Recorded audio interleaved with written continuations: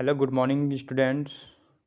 आज मैं पढ़ाने जा रहा हूँ लॉ ऑफ टॉट का इंट्रोडक्शन से स्टार्ट करता हूँ मैं। The word taught is derive from the Latin word Tatum which means twisted. यह वर्ड जो है डिराइव किया गया है लैटिन वर्ड से टॉटम, जिसका मतलब होता है ट्विस्टेड। ठीक है। In popular content it imply conduct which is twisted और अनलॉफुल। इसका जो पॉपुलर कंटेंट जो है ये इम्प्लाई होता है कि इसमें ट्विस्टेड या फिर अनलॉफुल में। ठीक है। अनलॉफुल मीन्स यहाँ पे हो गया कोई भी ऐसा एक्ट जिसमें इलीगल हो कानून के नज़र में। अब यह जो वर्ड जो है इंग्लिश वर्ड का इक्विवेलेंट वर्ड है, जिसका मतलब होता है रॉन्ग। ठीक है। इक्विवेलेंट मीन्स हो गया यहाँ पे जस्ट उसका उल्टा। Wrong means unlawful act which violets legal right of a person.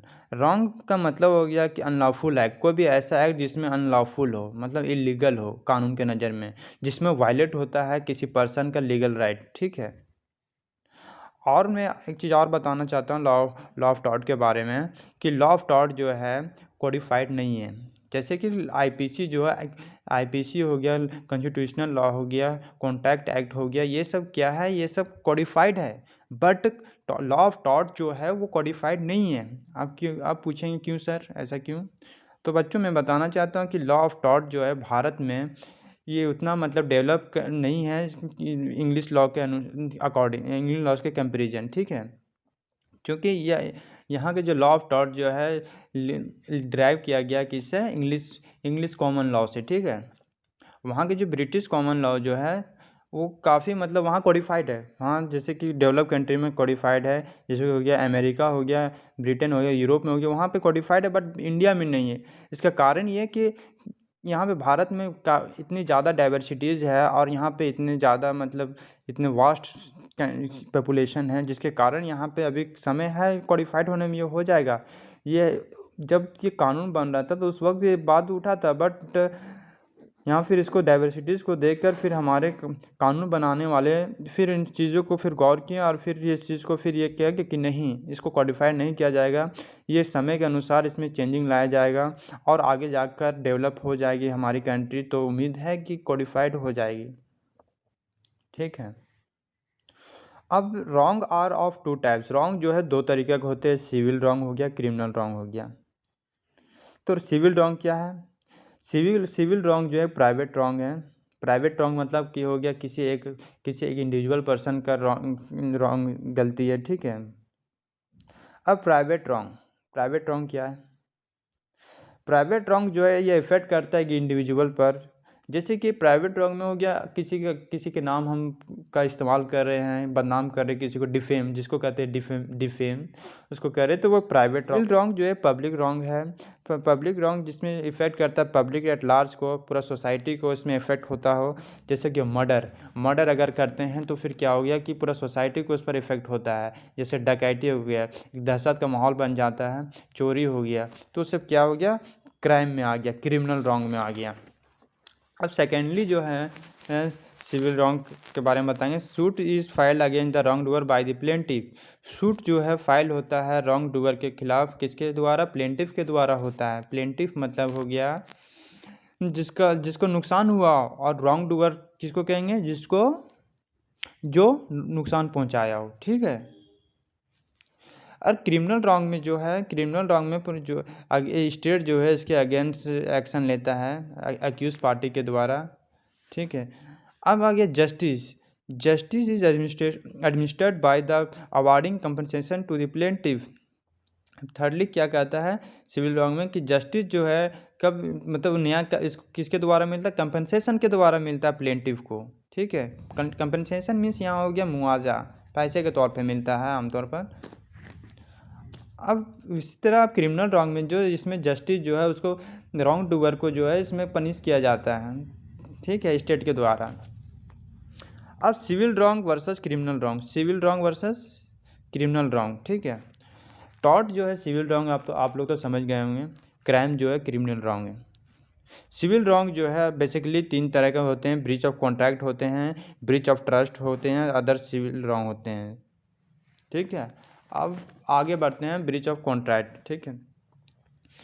A contract is an agreement between the parties. एक ऐसा कॉन्ट्रैक्ट जिसमें एग्रीमेंट होता है किसी दो पार्टियों के बीच में। समझ गए? एग्जाम्पल के तौर पर आप लेके एक ए जो है प्रॉमिस करता है अपना आईफोन बेचने के लिए बी से 50,000 में, और बी जो है प्रॉमिस करता है ए का आईफोन खरीदेगा 50,000 में। तो ये कॉन्ट्रैक्ट हो गया बीच में, किसके किसके बीच में, ए और बी के बीच में कॉन्ट्रैक्ट हो गया। When a party having a duty to perform a contract fail to do that, there is said to be a contract on his part।